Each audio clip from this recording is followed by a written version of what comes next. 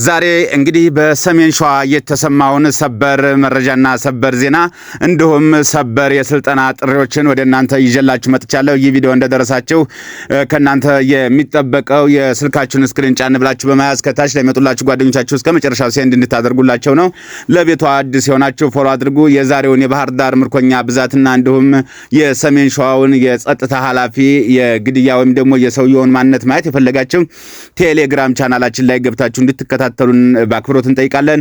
የአንባሰል ሚዲያ የሚለው የቴሌግራም ቻናል 9550 ምናምን ተከታይ ያለው ያን የምታገኙ ከፕሮፋይል ስር ላይ ሊንኩን አስቀምጬላችኋለሁ። አምባሰል ሚዲያ የቴሌግራም ቻናልን ጆይን ብላችሁ የአብይ አህመድን ውርደት፣ የብርሃኑ ጁላን ውርደት እንዲሁም የፋኖን ጀግንነት የምታዩት ነው።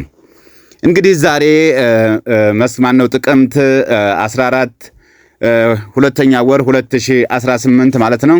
የሸዋሮቢት ከተማ የሰላምና ደህንነት ኃላፊ አቶ ለማ ወንድሙ ወንዳፈራው ከነ አጃቢዎቹ ዛሬ ጥቅምት 14 2018 ከነ አጃቢዎቹ ተሸኝቷል። የብልጽግናው የጸጥታ ኃላፊ የተገደሉት ከተማዋ ቀበሌ 03 አስፓልት ላይ በተከፈተባቸው ተኩስ ነው። ለዚህ ሙሉ ኃላፊነቱን አልማርምና አልገባውም ስላለ እንጂ ፋኖ ሙሉውን ይወስድላቸዋል።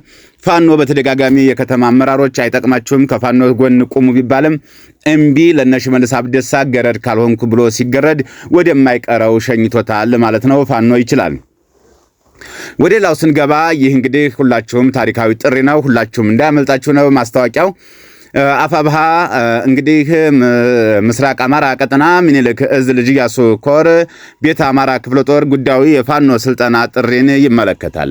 የፋኖ ወታደር መሆን የዚህ ታሪክ የህልውና ትግል ባለቤቶች ሆናችሁ ታሪካችሁን በወርቅ ቀለም መጻፍ ወይም ማጻፍ ለናፈቃችሁ እድለኛ የዚህ ዘመን ወጣቶች በሙሉ የአማራ ህዝብ የገጠመውን የዘር ማጥፋት ዘመቻ ለመከላከል ሲባል ታላቅ የህልውና ተጋድሎ እያደረገ መሆኑ ይታወቃል።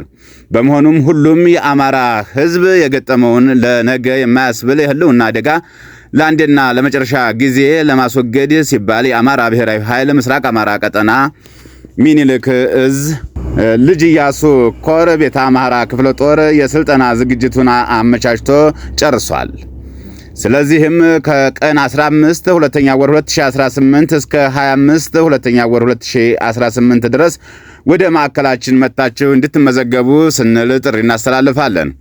የስልጠና መስፈርት ከማንኛውም የሱስ አይነት ነፃ የሆነች በቀበሌው የኗሪነት መታወቂያ ካርድ ያላት ከዚህም በፊት ከፋኖ ጋር ሆነ ከህዝቡ ጋር ቅራኔ የሌለው እድሜ ከ18 ዓመት በላይ የሆነው አቅሙ የፈቀደ በሙሉ የአፋብሃ ህግና ደንብን አክብሮ በጽናት ለመታገል የሚችል ማሳሰቢያ ከላይ የተገለጹትን የስልጠና መስፈርቶች አሟልቶ ወደዚህ ትግል ከተቀላቀለ በኋላ የተቋሙን ህግና ደንብ ተላልፎ ጥላት የሚሰጣቸውን ተልእኮዎች ለማራመድና ለማስፈጸም ሲሞክር ቢገኝ የማያዳግም እርምጃ የምንወስድ መሆናችንን እንገልጻለን።